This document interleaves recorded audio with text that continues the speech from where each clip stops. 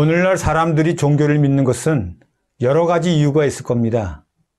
진리를 찾기 위해서, 또는 죽음의 공포를 해결하기 위해서, 또는 자신의 소원을 이루기 위해서 등등 여러 가지 있을 것입니다. 종교를 갖는 계기 또한 여러 가지가 있을 겁니다만, 그 중에서 죽음의 문제에 당면하여 종교를 갖게 된 사람도 굉장히 많을 겁니다. 저는 지혜를 찾기 위해서 종교를 찾게 되었습니다만, 여러분들은 어떤 계기로 종교를 갖게 되었습니까?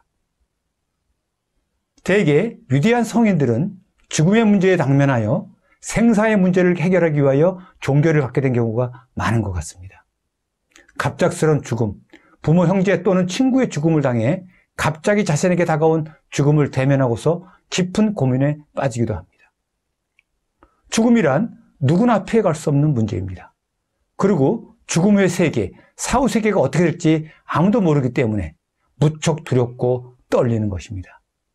그래서 우리는 신을 찾습니다. 사후에 나의 영혼을 잘 돌봐주십사 하고 신에게 기도합니다. 과연 죽은 뒤에 나의 영혼을 신께서 잘 돌봐주실까요? 이러한 기도는 소원이 이루어지는 기도일까요? 대개 사람들은 신을 잘못 알고 있습니다. 그럼에도 불구하고 오늘날 수많은 종교에서 신을 찾습니다. 기독교에서는 하나님을 믿는다고 말하고, 불교에서는 부처님을 믿는다고 말하고, 이슬람교에서는 알라를 믿는다고 말합니다. 여기서 부처님이나 하나님이나 알라나 다 절대자이자 초월적 존재로서 동일한 신을 뜻하는 것입니다.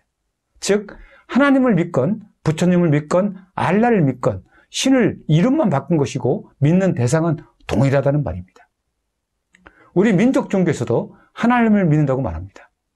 동화를 세운 최재우 선생은 하나님이 강림하여 소위 천사문답이라는 것을 7, 8개월 동안 했다고 합니다. 하나님과 대화를 7, 8개월 동안 했다는 것이죠. 정상교회 교주이신 강진 선생 또한 자신이 상제 하나님이라고 말하면서 예수와 석가나 마호메트를 자신이 이 세상에 내려보냈다고 말합니다. 이 밖에도 제가 알지 못하는 많은 종교가 있을 겁니다.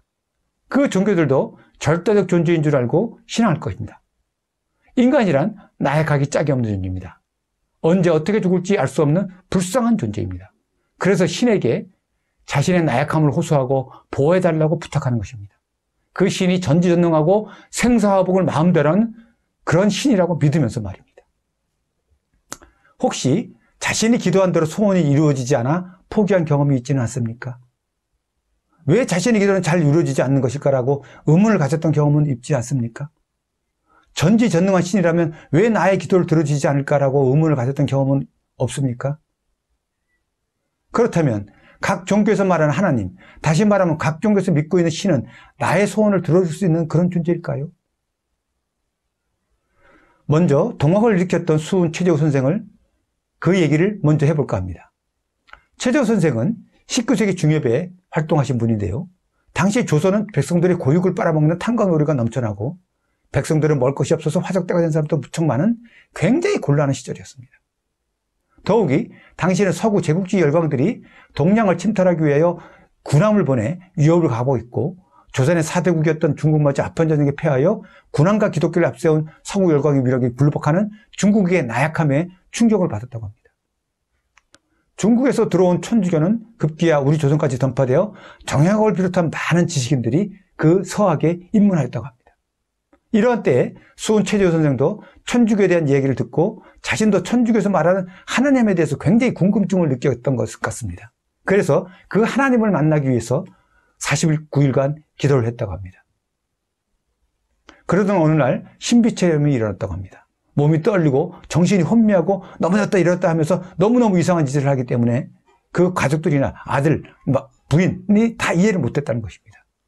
그런데 그 최재우교회 강림한 하나님은 스스로 밝히기를 자신이 상제 하나님이다 이렇게 밝힙니다.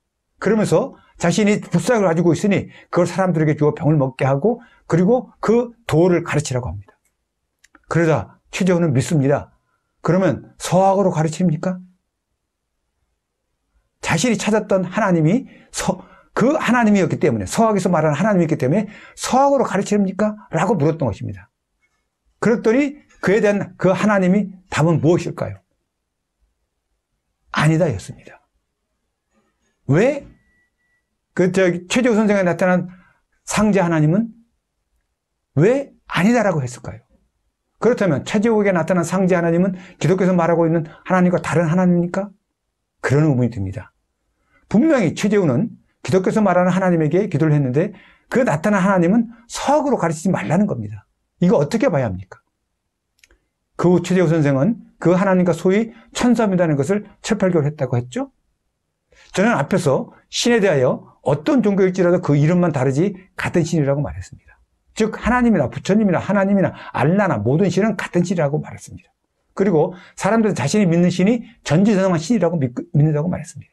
그런데 놀랍게도 최재욱에 강림한 하나님은 전지전능한 신이 아니라 개벽 이래 여러 노력을 했지만 아무런 공이 없었다라고 신체한탄합니다. 이거 참 충격적인 내용이 아닐 수 없습니다. 전지전능한 절대적으로 하나님인 줄 알고 있는 하나님이 공이 없다니 이게 도대체 무슨 말입니까? 앞에서 저는 사람들은 자신의 종교에서 믿는 신이 절대적인 존재, 초월적인 존재, 전지전능한 존재로 믿고 있다고 말했습니다. 그래서 그 신은 생사회복을 마음대로 주관한다고 생각하고 있습니다. 좋은 일도 하나님이 하는 것이고 나쁜 일도 하나님이 해주시는 것이고 심지어 사람을 죽이고 살리는 일까지 한다고 알고 있습니다. 정말 자신이 믿고 있는 신이 생사회복을 마음대로 하고 있는 전지전능한 신일까요? 승리대전에서는 신이 전지전능하다는 것은 잘못된 생각이라고 말합니다. 대개 사람들은 하나님에 대해서 잘 모르고 있습니다. 기독교인들은 더욱 하나님에 대해서 모르고 있습니다. 불교인들 또한 부처님이 어떤 존재인지 모르고 있습니다. 하지만 승리대전에서는 하나님은 어떤 존재인지 분명하게 설명할 수 있습니다. 첫째, 하나님은 유일신이 아닙니다. 유일신이란 다른 신은 없고 오직 하나의 지구원 존재만 있다는 개념인데 대표적으로 기독교에서 말하는 하나님이 그렇습니다. 그러나 승리대전에서 말하는 하나님은 그런 하나님이 아닙니다. 승리재단에서는 이 세상에 하나님과 마귀 두 신만 존재한다고 말하고 있습니다. 즉 현재의 세상이 존재하기 전에는 하나님과 마귀가 병존하는 혼돈의 세계였는데 마귀가 하나님을 사로잡는 순간 사람을 비롯한 만물이 생성되게 됐으며 따라서 모든 만물은 하나님과 마귀의 병존체라고 말하고 있습니다. 여기서 하나님은 생명, 생성을 나타나는 신이고 마귀는 사망과 소명을 주관하는 신입니다. 즉 승리재단의 하나님은 사람과 만물 속에 존재하는 범제신론적 하나님이라고 말할 수 있습니다. 둘째, 승리재단에서는 하나님은 인간의 조상이라고 말합니다. 우리가 그동안 배운 것은 인간은 아메바가 진화해서 원숭이가 되고 원숭이가 진화해서 사람이 되었다는 그런 진화론을 배워왔고 또는 기독교인들은 전지전능한 하나님이 창조로 인간을 만들었다 이렇게 말하고 있습니다. 그러나 그것이 아니라는 것입니다. 왜냐하면 모든 것은 원인에 의해서 결과가 나오는 인과 법칙의 지배를 받는 것이기 때문에 우리의 사람의 조상을 알려면 사람의 뿌리를, 사람의 근원을 캐 들어가면 알 수 있습니다. 그래서 조상으로부터 연연된 것을 알 수 있기 때문에 인간의 출현은 영적인 존재였던 하나님이 마귀에게 사로잡힌 결과로서 출현했다는 것입니다. 즉 인간의 본질은 하나님인데 마귀에게 사로잡힌 하나님이라는 것입니다. 따라서 인간을 비롯한 만물은 소멸과 사망의 신인 마귀에게 사로잡혔기 때문에 마귀의 세력을 벗어나지 않는 한 소멸되게 되어 있다는 것입니다. 동역에서 사람이 하나님이라고 말을 하고 있습니다만 왜 사람이 하나님인지 그 이유는 말하지 못하고 있습니다. 즉 하나님이 우리의 조상이라는 사실을 알지 못하기 때문에 말을 못하고 있는 것입니다. 둘째, 승리자의 하나님은 이기신 하나님입니다.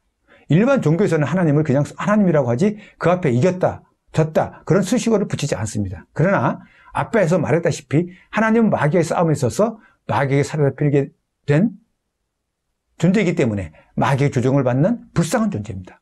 그런데 마귀의 싸움에서 승리한 하나님이 출현하게 되었고 그 하나님은 태초에 마귀에게 사로잡힌 아담 헤론과 헤와 하나님을 마귀의 건설로부터 되찾아 삼일째 하나님으로 완성되는 하나님이기 때문에 마귀를 이기신 하나님이며 이기신 하나님은 영생이 하나님이 되는 것입니다. 자, 결론을 말하겠습니다. 승리에 대해서 말하는 하나님은 마귀와 대적하는 상대의 신이며 즉 마귀와 하나님은 서로 싸우고 서로 죽이려고 하는 그런 상대적인 신이며 또한 사람의 외부에 존재하는 외재성과 사람의 안에도 존재하는 내재성을 가지고 있는 초월적 존재라는 것입니다. 여기서 외재성과 내재성을 함께 가지고 있다는 것은 외재한 하나님과 내재한 하나님이 서로 다른 존재라는 것입니다. 즉 외부에 존재하는 이기신 하나님과 인간과 만물에 존재하는 하나님은 서로 하나의 존재로서 동일성을 가지고 있지만 사람 가운데서 존재하는 하나님은 마귀에게 사라지는 하나님으로 이기신 하나님과 다른 하나님이라고 볼 수밖에 없습니다. 즉 양자는 이기신 하나님과 이기지 못한 하나님이라고 구분될 수 있는 것입니다.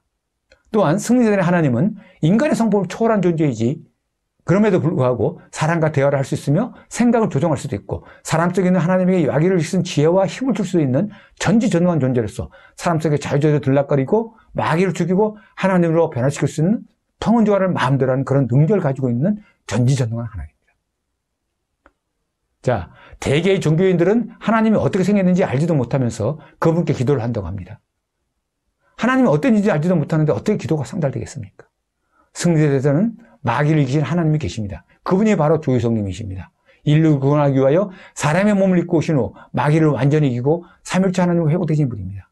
이기신 하나님께 모든 것을 기도하면 자신이 소원이 이루어져야 되겠습니다. 여러분들 승리자의 이기신 하나님을 꼭 알아보시기를 간절히 부탁드립니다.